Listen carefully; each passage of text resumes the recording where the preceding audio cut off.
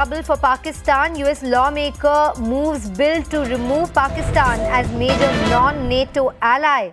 It needs to be passed by the House and the Senate before it can be signed into law by the US President and has been sent to the House of Foreign Affairs Committee for necessary actions.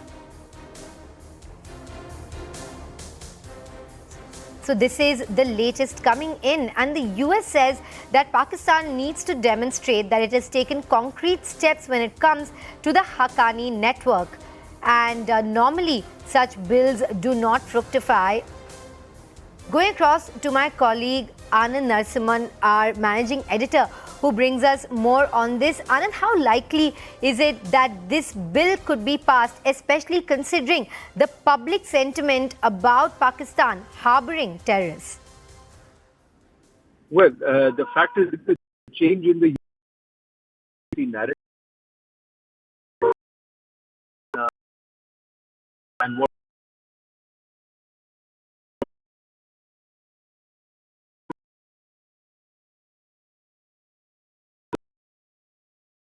overall in the House of Representatives, then it will go for the President for sanction, and then it will go to the Foreign Affairs, Ministry of Foreign Affairs for the needed action. So it is these kind of things usually don't fructify. But what happens is there is a growing sentiment against Pakistan. Interestingly, if the bill talks about the action taken against the Haqqani network by Pakistan, Pakistan will turn around and say that we have nothing to do with the Haqqani network, and Sirajuddin Haqqani currently is the Interior Minister of Afghanistan. So what action has Pakistan taken? And it is all being done with the blessings of the US government or whatever. And of course, Pakistan is very strongly involved. So whether or not this bill will see any passage or will get any traction remains to be seen. But there is a growing sentiment against US alliance with Pakistan and US giving special status to Pakistan. It's a failed state. It is cornered from all sides. And even within the U.S., Congress and the Senate, across both sides of the aisle, be it Republican or Democrat, there is a huge group which now believes that America needs to move beyond and look beyond Pakistan and stop giving it the kind of aid and the kind of dollars that it has funded in the past, and that Pakistan repeatedly has failed, whether or not which disposition, but the military establishment there has failed to deliver on its promises against curbing terrorism. This is with an Afghanistan focus and the Haqqani network focus, this bill.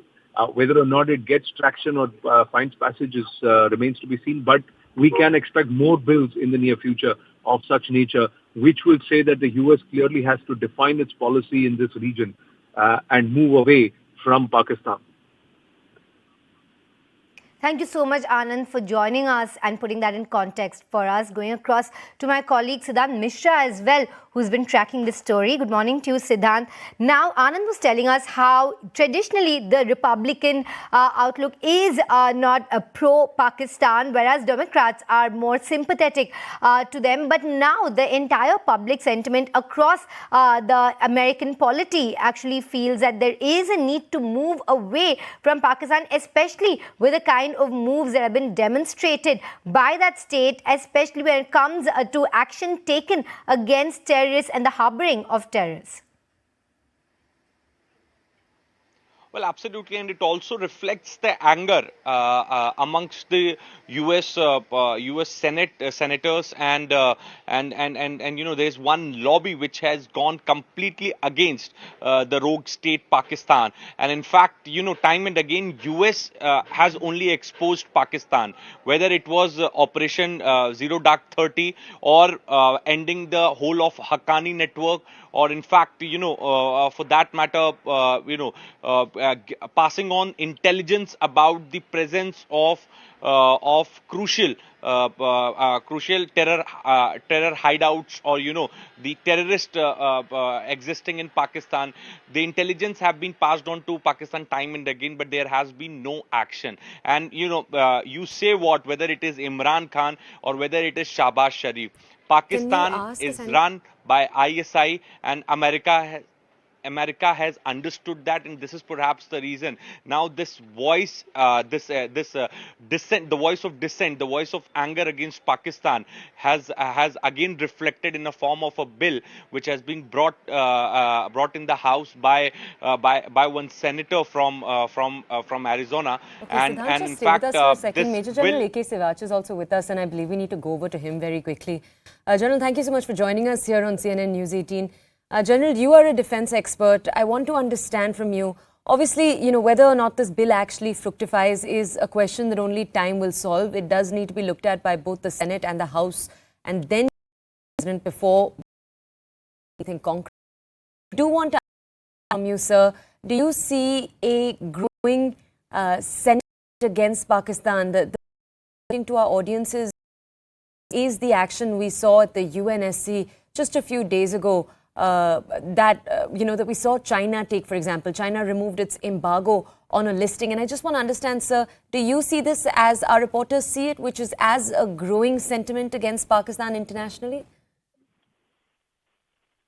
No doubt. There is no doubt that there is anger which is growing against Pakistan because US is feeling that they have been let down by Pakistan, especially in Afghanistan, the way they helped the Taliban to come into power.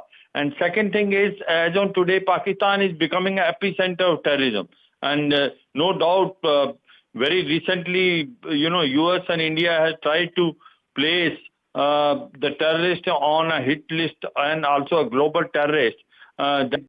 Basically Abdul Rahman Makki, which was time and again been technical hold by the China. So the question is the utility of Pakistan is reducing quite a bit as far as US is concerned.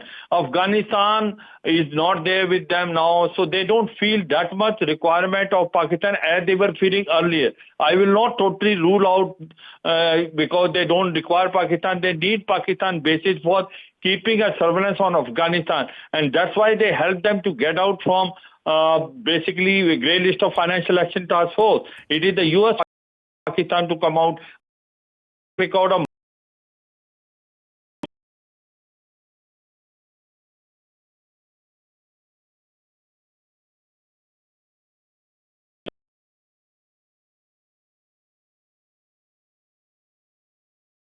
and unnecessarily the US is giving all the support to Pakistan. Major non-NATO ally should go. I suppose these are the sentiment. I don't think it will pass through because after all, how much votes they will get of both Republican or Democrats and then going. Right. General, just stay with us. General, just stay with us. I want to go over to security analyst Pratikrit Payne. He's also with us.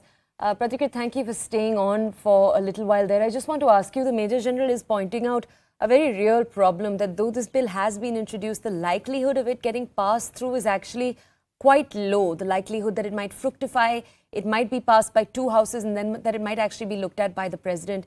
I just want to understand from you, Pratikrit, the general was saying over there that yes, there has been an increase in understanding when it comes to the complicated role that Pakistan has and the complicated actions that need to be taken to kind of make sure that Pakistan stays. But I just want to understand.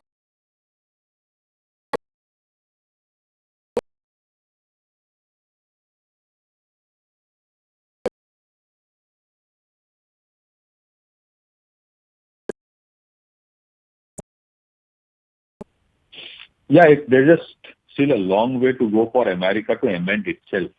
Every dirty work since the 1980s that America wanted to be done, whether in terms of creating the Mujahideens to fight the Soviet invasion in Afghanistan, or for any other thing, as recently as the use of Pakistan to send weapons to Ukraine. So frankly speaking, Pakistan is definitely a problem. It's a completely rabid, or the country literally a rabid entity. It has to be neutralized. But the mastermind is somewhere else. The mastermind is equally in United States. So there is no guarantee that this bill would get the required numbers. And at the same time, there is no guarantee that tomorrow, if suddenly America feels there is a need for Pakistan to be used for all kind of dirty work again, that they would not use this Frankenstein or this rabid entity or revive it all over again. After all, it is the United States which bailed out Pakistan, brought it out of Financial Action Task Force grey list, always prevented blacklisting of Pakistan in the FATF. Even today, whether it is Masood Azhar or all the other terror heads who have been designated as terrorists in United Nations, all these terror organizations remain intact. Pakistan continues to use terrorism as an instrument of statecraft. Have you ever seen United States? Can I just ask you, I do want to ask you over here, you know, as we speak, floodwaters are drenching 1/3 of Pakistan. The economy is in dire straits. And at the same time, as we've also been telling our audiences, heightened attacks coming in from the TTP. We just saw Prime Minister Shehbaz Sharif, I think yesterday we broke the news to our audiences that he'd made a statement in an interview with a foreign outlet, with Al Arabiya, in which he'd said that he was open to talks. In fact, he sounded more open than we've seen previous leaders in the past. Now, sir, I just want to ask you, we know that for India and India's diplomacy has often seen Pakistan play this supposed double-speak game. You have leaders coming out and making such statements, but action on the front line doesn't stop. I just want to ask you, sir, what do you think is the Pakistan leadership's current headspace? They're in such a increased place of stress. They're facing stress on multiple different quarters. So what do you think is their headspace? For them, all the problems they face right now are their own creation. Sure. The reason they want to talk and all these, soft talk that are happening from there is because majority of the products that Pakistanis import come from India via Dubai or other places. So the cost increases. So they actually want to reduce the cost. Otherwise, their hatred for India or their ill-motivated designs of destroying India, at the core of their mind, it remains the same. The same is with China. China will do a lot of nice talks right now because they are on the back foot. Their economy is in doldrums. The day these countries revive, in case of Pakistan, I don't want their revival. I want them to implode.